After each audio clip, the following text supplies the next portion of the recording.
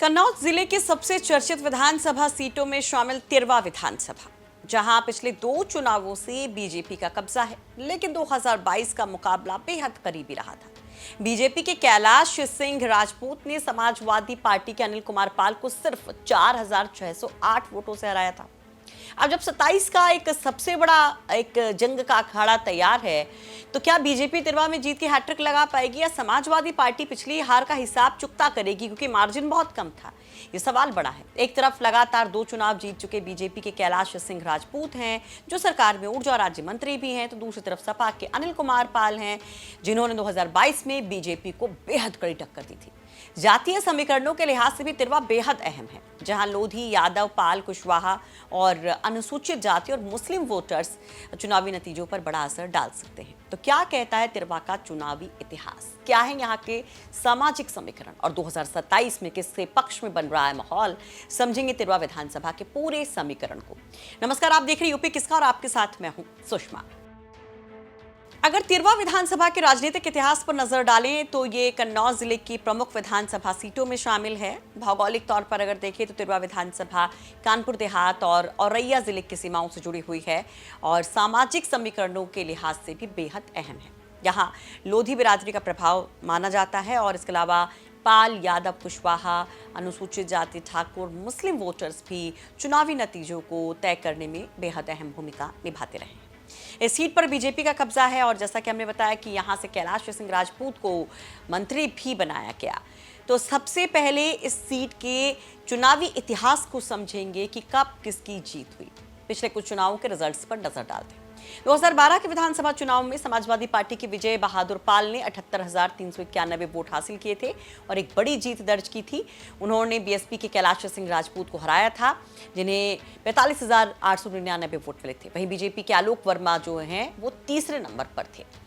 लेकिन जब 17 का चुनाव आता है तो अलग स्थिति देखने को मिलती है। 17 में यहाँ की पॉलिटिकल पिक्चर बिल्कुल बदल गई थी। बीजेपी के कैलाश सिंह राजपूत 1,426 वोट पाते हैं और सपा के विजय बहादुर पाल को करीब 24,000 वोटों से हरा करके पहली बार तिरवा में बीजेपी का परचम लहराते हैं। और इसके बाद 2022 में भी वो रिपीट करते हैं। बीजेपी अपना कब्जा बरकरार रखती है, कैंडिडेट भी वही होता है और मुकाबला भी एक जैसा नजर आता है। हालांकि यहाँ पर मुकाबला काफी कांटे का रहा था। बीजेपी के कैलाश सिंह राजपूत के सामने इस बार चुनौती ज्यादा थी समाजवादी पार्टी की तरफ से। कैलाश सिंह राजपूत को 1,06,089 वोट मिले थे, जबकि सपा के अनिल कुमार पाल को 1,01,481 वोट मिले थे। यानी जीत हार का अंतर बहुत कम था, करीब 4,500 का अंतर यहाँ पर होता है। वहीं करीबी मुकाबला 2027 के चुनाव को दिलचस्प बना रहा है। कैलाश सिंह राजपूत तिरवा से 4 बार विधायक बनने का मौका हासिल कर चुके हैं और फिलहाल यूपी सरकार में ऊर्जा राज्य मंत्री हैं। लोधी समाज के बड़े चेहरे के तौर पर उनको पहचाना जाता है और बीजेपी का दावा है कि सरकार की योजनाओं और विकास कार्यों को लेकर जनता के बीच जाकर पार्टी एक बार फिर से जीत हासिल करेगी। वहीं समाजवादी पार्टी के लिए अगर बात की जाए तो 2022 का प्रदर्शन काफी उम्मीद जगाने वाला था, क्योंकि अनिल कुमार पाल ने आपने देखा कि किस तरह से बेहद कड़ी टक्कर बीजेपी के सामने रखी थी और बहुत कम वोटों से हारे थे। तो सपा भी इस बार काफी उम्मीदों से इस चुनाव को देख रही है और खासतौर पर जैसा कि 2024 में आपने देखा कि कन्नौज से अखिलेश यादव उतरते हैं, तो अपने आप ही समाजवादी पार्टी का मनोबल भारी है। तो अपने अपने दावे क्या हैं, जरा वो देखिए 2017 से लगातार योगी जी के नेतृत्व में उत्तर प्रदेश की सरकार चल रही है और जहाँ तक विकास की बात है, मैं समझता हूँ तिरवा विधानसभा में कोई गांव ऐसा नहीं जो डामर रोड से न जुड़ा हो और जो डामर रोड भी बने तो उनका हमने चौड़ीकरण कराने का प्रयास किया। आप लोगों को आने देखा होगा, अभी अभी जो ये रोड गया इंद्रगढ़ होके ठठिया से आया है और सौरिक होता हुआ बर्तना रोड तक गया है, तो उसकी चौड़ाई थी 7 मीटर, अब 3 मीटर बढ़ के अब 10 मीटर का रोड हो गया है। और आपका तिरवा में भी बाईपास स्वीकृत हो गया है। ये आपका जो खैरनगर रोड है इसका भी चौड़ीकरण हो रहा है। धर्मार्थ योजना के अंतर्गत दौलेश्वर मंदिर, अन्नपूर्णा माता का मंदिर होते हुए, बरधैया रोड होते हुए, बेला मोसरैया होते हुए कचाटीपुर तक चौड़ीकरण चला 7 मीटर का रोड। मैं समझता हूँ तिरवा विधानसभा से ज़्यादा अपने कन्नौज जिले में कोई विकसित विधानसभा नहीं होगी। देखिए, समाजवादी पार्टी अपने बूथ स्तर से लेकर हर एक गांव, हर एक कस्बे, हर एक शहर में समाजवादी पार्टी का पीडीए का एक एक सदस्य समाजवादी पार्टियों की नीतियों को, समाजवादी पीडीए की विचारधारा को लगातार जनता के बीच में पहुंचाने का काम कर रहा है। हमारी जीत की परिभाषा ही पीडीए है। पीडीए ही समाजवादी पार्टी के राष्ट्रीय अध्यक्ष कन्नौज के लोकसभा सांसद श्री अखिलेश यादव को 2027 के चुनाव में मुख्यमंत्री बनाने का काम करेगा। और रही चुनाव हारने की बात, आप तिरवा विधानसभा की बात कर रहे हैं। देखिए, समाजवादी पार्टी की हमारी तीनों विधानसभाएं जनता ने जिता के भेजी थी, मगर कुछ धांधली करके कुछ समाजवादी विचारधारा के वोटों को रोका गया था। इस कारण हमारी तीनों विधानसभाएं कुछ चंद्र वोटों से हार गई थी। निश्चित आने वाले 2027 के चुनाव में पीडीए की विचारधारा, पीडीए के लोग और जो पीडीए में उपेक्षित लोग हैं, वो सब समाजवादी पार्टी की सरकार बनवाएंगे और तीनों विधानसभाएं जिताएंगे। अनिल पाल के बारे में अगर बात की जाए तो उनके पिता विजय बहादुर पाल तिरवा क्षेत्र के बड़े राजनीतिक चेहरों में गिने जाते रहे हैं और वो समाजवादी पार्टी की सरकार में शिक्षा मंत्री भी रहे और मुलायम सिंह यादव के करीबी नेताओं में उनकी गिनती होती रही और माना जा रहा है कि इस बार फिर से उनके ऊपर समाजवादी पार्टी दांव लगा सकती है। ऐसे में अगर समाजवादी पार्टी एक बार फिर से अनिल कुमार पाल पर भरोसा जताती है, जिसकी संभावना बहुत है, तो 2027 मुकाबला और दिलचस्प हो सकता है। इस तरह की चर्चाएं चल रही हैं क्योंकि अनिल पाल पिछड़े वर्ग के साथ साथ अपनी पाल बिरादरी के वोटों को साधने के अलावा दूसरे सामाजिक समीकरणों को भी अपने पक्ष में करने की कोशिश करेंगे और ये समाजवादी पार्टी के लिए मजबूत हो सकता है।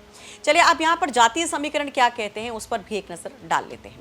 अगर तिरवा विधानसभा की बात की जाए तो यहाँ पर करीब 3,23,589 टोटल वोटर्स बताए जाते हैं। जातीय आंकड़ों में लोधी और पाल कुशवाहा के साथ यादव वोटर काफी बड़ी संख्या में है। इसके अलावा अनुसूचित जाति, ठाकुर, कश्यप और मुस्लिम वोटर्स भी चुनावी गणित में काफी अहम भूमिका निभाते रहे हैं।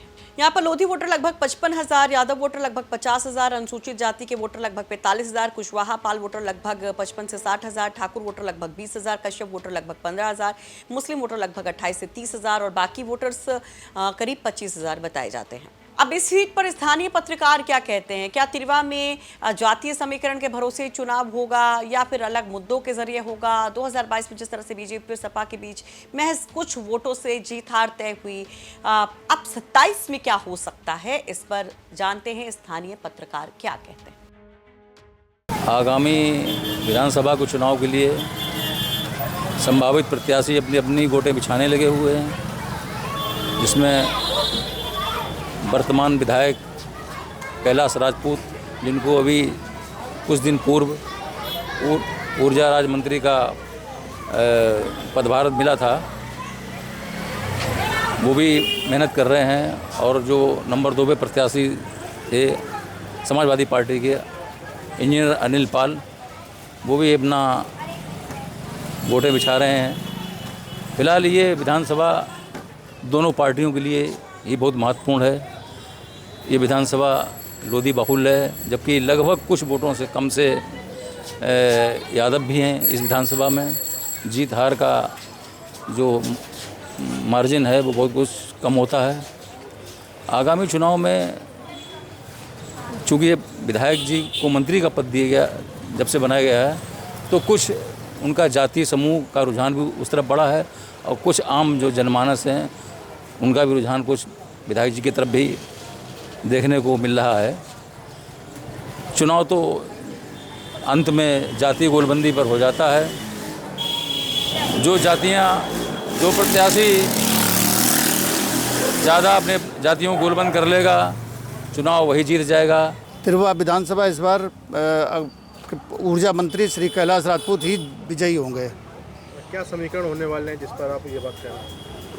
क्षेत्र में उन्होंने जो विकास किया है, लगातार संपर्क लोगों से बनाए रखा है और कई मुद्दों पर उन्होंने लोगों की मदद की है।